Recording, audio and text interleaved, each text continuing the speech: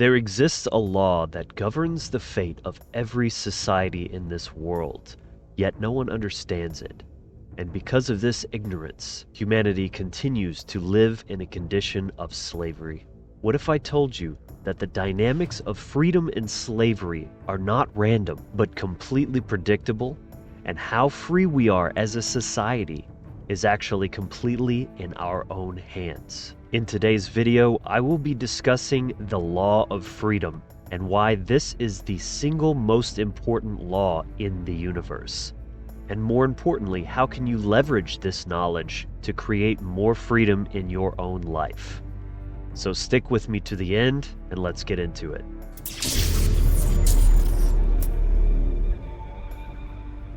Alright, welcome into the Wizard Factory. This channel is all about giving you the spiritual tools and mindsets to bring more freedom, purpose, and empowerment into your life. So subscribe, remember the tribe, join the community, and drop down and quickly give this video a like to help support the channel.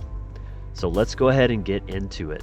I first want to begin by setting the stage and discussing the illusion of freedom, because many wrongly believe that we are free, especially in countries like America, where we celebrate this freedom every year with fireworks and festivities. Yet few even truly understand what freedom is, how it works, or how it's actually created.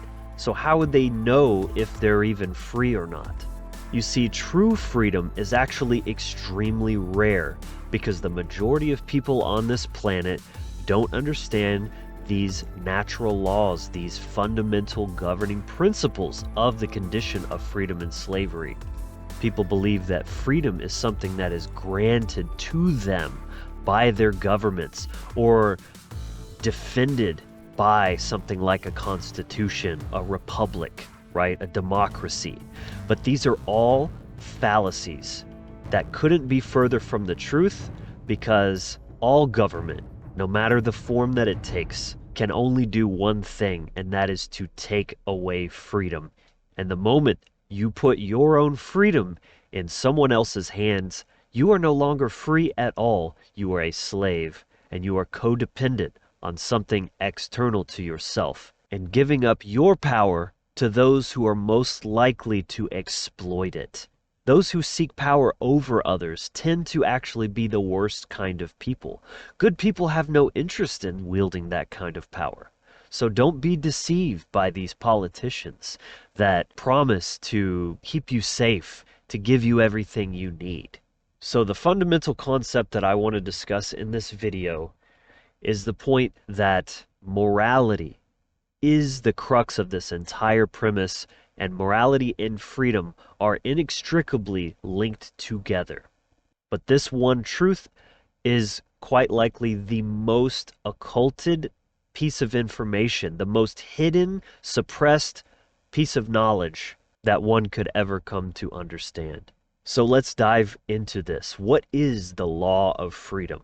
So the law of freedom states that the level of freedom that any given society exists in is directly proportional to the level of morality of that society.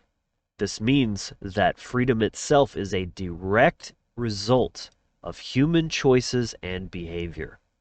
So forget what you think you know about human nature, right? This is another lie that has been pushed on us, that humans are inherently evil, immoral, and corrupt. The truth is, humans have equal capacity for goodness as they do evil. And what it comes down to is, what operating systems is any given person living their life by? And of course, how much trauma are they operating from? Because that trauma can then poison their worldview, poison that operating system. And so that trauma needs to be healed at the root level before the mindset and the worldviews can even begin to shift towards living in alignment with this law. So to break it down simply, when a society is living in morality, it will experience freedom. And when a society is immoral, degenerate, it will descend into tyranny, slavery, and depravity. This is a universal and immutable law that exists in creation. Immutable means it cannot be changed. And natural, a natural law, means it is not man-made. It is as real and binding as gravity. This concept of law is another idea that has been highly corrupted and distorted and twisted in the minds of men to think that it's simply the arbitrary whims and dictates of people in governmental power, executive power. True law, original law, is natural law. When human beings try to create laws, this is them trying to be God, trying to dictate what is and is not, trying to decide what truth is and is not, which is the definition of insanity. Just as gravity is a law, and thinking that humans could just pass a law saying that suddenly human beings can fly. So the bottom line is that humans cannot have freedom without morality. Why is this? Well, because morality itself is defined by either the expression or the destruction of freedom in an action. It is an action or behavior that is either an expression of freedom, something that you have the right to do, or the destruction of freedom of another being, something you do not have the right to do. So you can't even talk about freedom without understanding morality. And morality is another word that has been highly obfuscated. I'm not talking about whether polyamory is right or homosexuality or any of the gray areas or more personal matters about how one chooses to live their life. The kind of morality that I'm talking about is the bullseye of the sphere of morality, which is objective. It doesn't matter who you are. It doesn't matter where you are. It doesn't matter what year you're in. Wrong is wrong. And the simple way to determine that is it violating the consent or freedom of another human being? If it is, you do not have the right to do that. It is wrong. So this is not dogmatic. Unlike religion, this is based in reality. It's not dogmatic to know that 2 plus 2 equals 4 or that fire will burn. It just is. And human beings can know things. Human beings are incredibly intelligent when they're allowed to be, and they're taught how to think and how to recognize patterns, to observe nature. This is why paganism and animism is the fundamental, original, and pure mindset with which to interface with reality. It's the only real spiritual mindset that isn't poisoned. And this allows you to observe things and see that they just are. And the more we do this, the more we align ourselves to what is, especially in this matter, the more free and empowered we become. Because otherwise, we're just fighting against what is and what cannot be changed. So, for conscious, intelligent, sentient beings, this is the highest law of natural law. So, of course, I highly recommend anyone to begin to study this bigger body of work, natural law, through the Hermetic principles, and go further with that. But especially if you're someone who claims to care about freedom, to want freedom for yourself and others, yet you're in denial that it has anything to do with morality, or that morality is simply up to each individual to decide right from wrong, you are delusional. You are lying to yourself, and freedom will never happen. It cannot happen, any more than thinking that pouring gasoline on a flame is going to extinguish it. So again, so many who claim to care about freedom, yet deny that this law exists or that it has any binding power over them or humanity as a collective. And when I or others speak about this, they demand, where's the proof? What makes you so sure that this is real? Natural law is real, that morality is objective. It couldn't be more obvious. Look around you. We are living in it. Slavery exists because Humans in the majority do not actually understand right from wrong, especially when it comes to governments. Much more often, yes, people understand, yeah, don't hurt people, don't take their stuff, right? These are basic things that we're all supposed to learn when we're very young children. But yet, oh, but when government does it, well, that's different. And we must have this violent institution in place to keep everyone from eating each other and just complete chaos from breaking out, right? But this is the problem.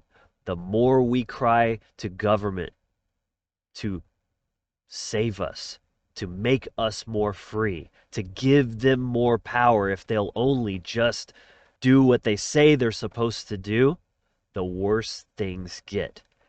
What more proof do you need? And this is nothing new. Look at every great society. Look at every empire that has risen and fallen. It's all there. It's all documented. The more that Rome and Nazi Germany, the Soviet Union, and countless other extremely powerful societies have plunged deeper into immorality and depravity, the more enslaved their people became, the more millions and millions of people died, and ultimately the entire society collapsed in on itself. You want proof? Literally all of history is just the same story over and over and over again. And it's why that in this political dichotomy, this false dialectic of left versus right, it is the right that at least claims to care more about freedom.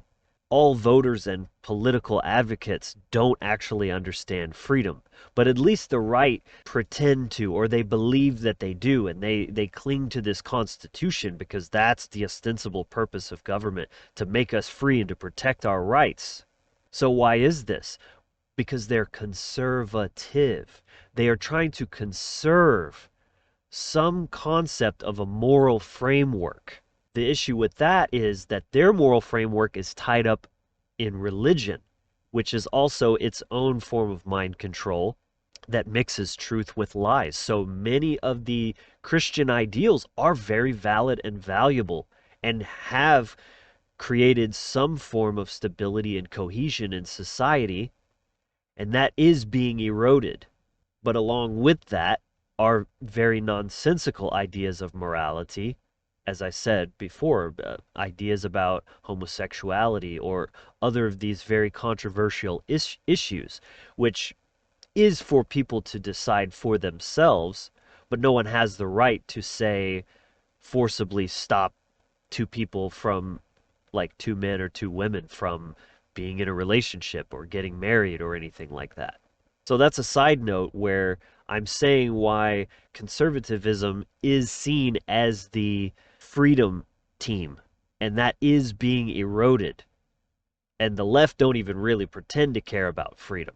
They care about so-called equality, which they think is some form of freedom, but it's actually even further than from the right. But both sides have it wrong. Anyway, I digress. I just wanted to make that point of that is where the false dialectic is playing out. So again, wake up, look where we are.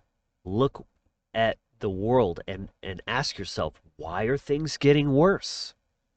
And are we becoming more moral or less moral as a collective, as a society? What is praised and cheered on, and what is demonized and vilified? Pay attention. It's so obvious at this point. And the ruling class do not want people to actually understand this, because this is the key to their growing and maintaining their power and having an even tighter grip over the people. So this is not just about society. This is about you. This is about each one of us, because freedom begins in the mind, and it begins at the individual level and through your behaviors, what you are objectively putting out into the world. And then from there, it will emerge into a collective condition of relative freedom or slavery. So your own personal level of morality will determine your own personal level of freedom and sovereignty. And the more people start living in an alignment with this, the more that this dynamic will actually start to shift in the bigger picture. So what are the 3 steps for applying the law of freedom into your own life and beginning to reclaim your own freedom? Step 1, take full responsibility for yourself. No one is coming to save us, and freedom is earned, not given. As I said before, when you're expecting someone else to give you freedom or protect your freedom, you're already a slave because you're in a toxic, codependent relationship, even if they're delivering on that promise. You are in a state of learned helplessness because the moment that goes away, now suddenly it's like you're putting a house cat in the middle of the wild and they're domesticated. They don't know about freedom. They don't know about how to fend for themselves and make sure that they meet all of their own needs and understand that nothing is going to take care of them. Take full responsibility for yourself. Step 2, live morally. It's a lot more simple than it sounds. Leave people alone, stop advocating for government power of any kind, and live in alignment with the natural law principles of non-aggression, self-defense, personal sovereignty, and self-ownership. Step 3, spread awareness. It begins with you, but we must all come to understand and live in alignment with this principle. So now that you know the law of freedom, you have a personal responsibility to teach others about it. Mass ignorance of this law is the reason the world is so enslaved. So spreading the word and educating about morality and the true dynamics of freedom is the only way that we're ever going to shift this condition that we are in. And the more people begin to understand it, the closer we will become to achieving real freedom. So remember, freedom is not a political issue. Freedom is a moral issue. So if we want to be more free, we must become more moral. So ask yourself, are you actually contributing to freedom or enslavement? Which choices in your life reflect this truth, align to this natural law? The law of freedom is in effect and applies to you and every intelligent being on this planet, whether we know it or not. So now that you know, the question is, will you align to it? Let me know in the comments, do you agree or disagree with this concept? I would love to continue the conversation. And if you have not joined the community already, please drop down and get your initiation package for free, which includes a mini course and access to our private communities. And consider subscribing to my Patreon as well. If you enjoyed this video, you're gonna love this one. In fact, it's a playlist that dives much deeper into freedom and how it actually works. So check that out now. Please like the video, subscribe if you haven't already, and I will see you in the next video. But until next time, be empowered, inspired, and encouraged. Much love.